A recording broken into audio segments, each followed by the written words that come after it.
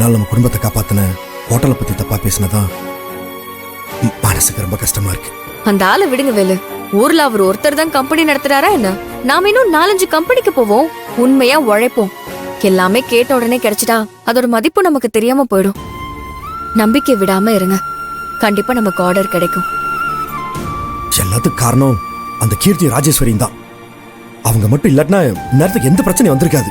இன்னும் கீர்த்திய காரணம்னு சொல்லி என்ன பண்ண முடியும்? நடந்ததை நினைச்சு வருத்தப்படாம இனிமே நடக்க போறதை நினைச்சு தைரியமா இருங்க. பிரச்சனையே இல்லாத வீடு கிடையாது. நம்ம வீட்ல அது கொஞ்சம் அதிகம். அதனால நீங்க மத்தவங்க என்ன பண்ணாங்கன்றத பார்க்காம நம்ம நல்லதை நோக்கி போவோம். எவ்வளவு கஷ்டம் தடையும் வந்தாலும் நீங்க எப்பயும் சோர்ந்து பார்க்காம எல்லாத்துலயும் நம்பிக்கையா இருக்கீங்க. உங்களோட இந்த நம்பிக்கை தாங்க என்னை இன்னும் சுறுசுறுப்பா. சரி சரி, இப்படியே பேசி டைம் வேஸ்ட் பண்ண வேணாம். வாங்க வேற கம்பெனி போய் பாப்போம். உத்தரவு மகாராணி, போலாம்.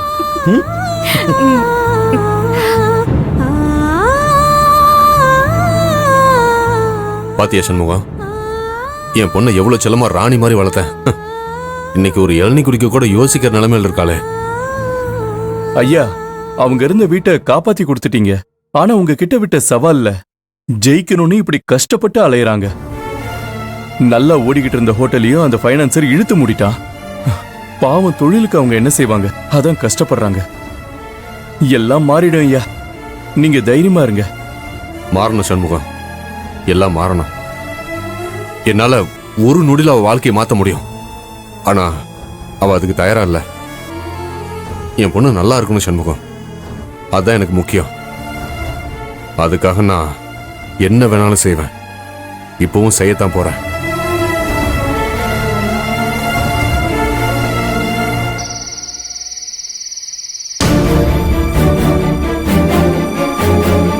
என் மகா, வேலும் செல்வியும் போயிருக்காங்களே, அந்த ஆர்டர் நிச்சயம் கிடைச்சிடும்ல?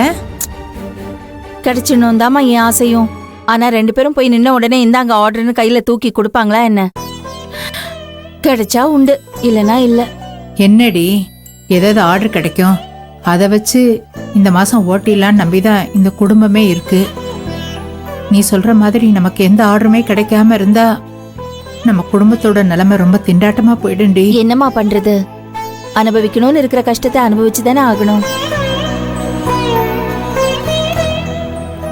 ஏன்பா திரு, நீ வேணா வேலுக்கு ஃபோன் பண்ணி என்ன ஏதுன்னு விசாரிச்சு ஆர்டர் கிடைச்சிச்சான்னு கேள.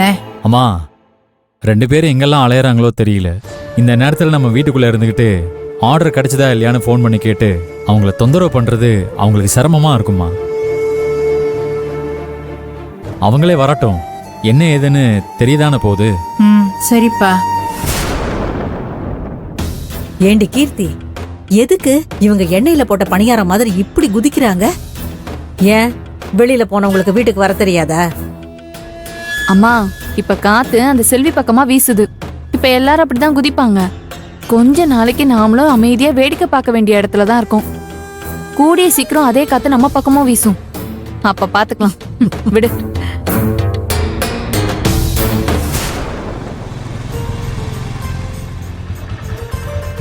அக்கா, வேலு வந்துட்டான். வந்துட்டாங்களா?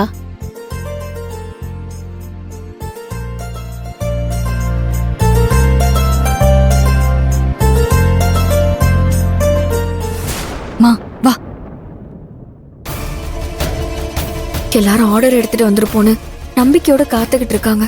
ஆனா இவங்க கிட்ட ஆர்டர் கிடைக்கலங்கறத எப்படி சொல்றது?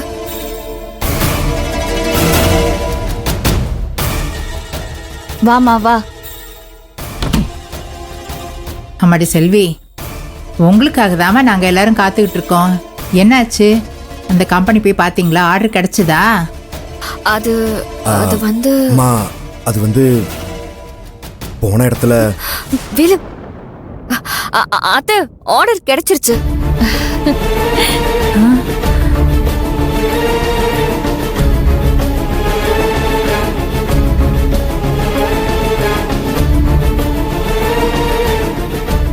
என்ன செல்வி சொல்ற? ஆர்டர் கிடைச்சிருச்சா? ஆமா மாமா, இன்னும் 2 நாள்ல நமக்கு ஒரு பெரிய ஆர்டர் கைக்கு வரப்போகுது.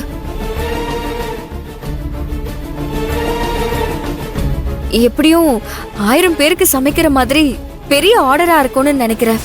அந்த கம்பெனி எம்டிய நேர்ல சந்திச்சு பேசிட்டோம். 2 நாள்ல பாசிட்டிவான ஒரு நியூஸ் சொல்றதா சொல்லிருக்காரு.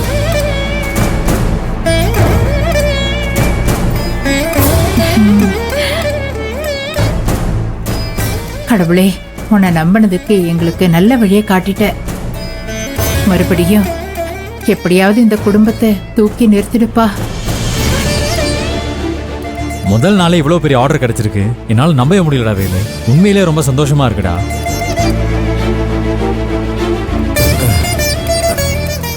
செல்வி, இதுக்கு உன் நல்ல மனசும் கைராசியும் தான் காரணம்.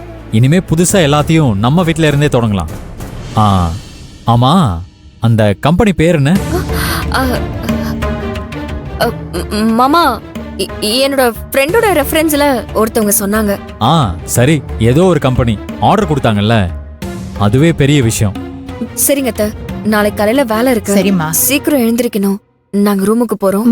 சரிம்மா, காலையில இருந்து நல்லா அலைஞ்சிட்டு வந்திருக்கீங்க. நீங்க 2 பேரும் ரூம்ல போய் ரெஸ்ட் எடுங்க. நான் குடிக்க மோர் எடுத்துட்டு வரேன். வாங்க.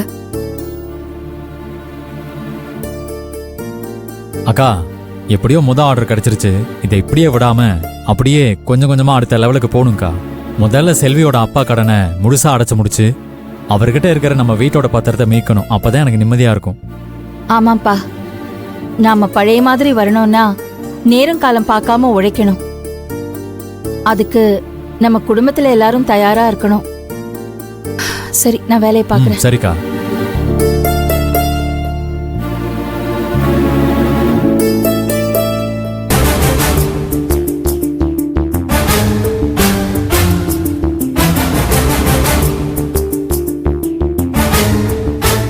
ஏண்டி கீர்த்தி, ஆர்டரை இவ்வளவு பெருசா புடிச்சுக்கிட்டு வந்திருக்காளே. ஏற்கனவே இந்த வீட்டுல அவளை தலையில தூக்கி வச்சுக்கிட்டு கொண்டாடுவாங்க.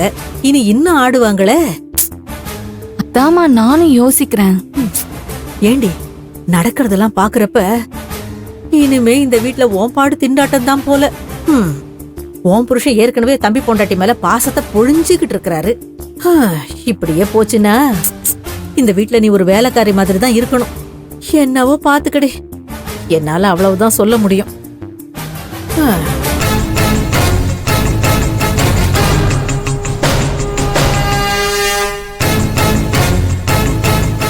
கீர்த்தி, செல்விக்கும் வேலுக்கும் மோர் எடுத்து வச்சிருக்கேன். மேல கொண்டு போய் கொடுப்போ.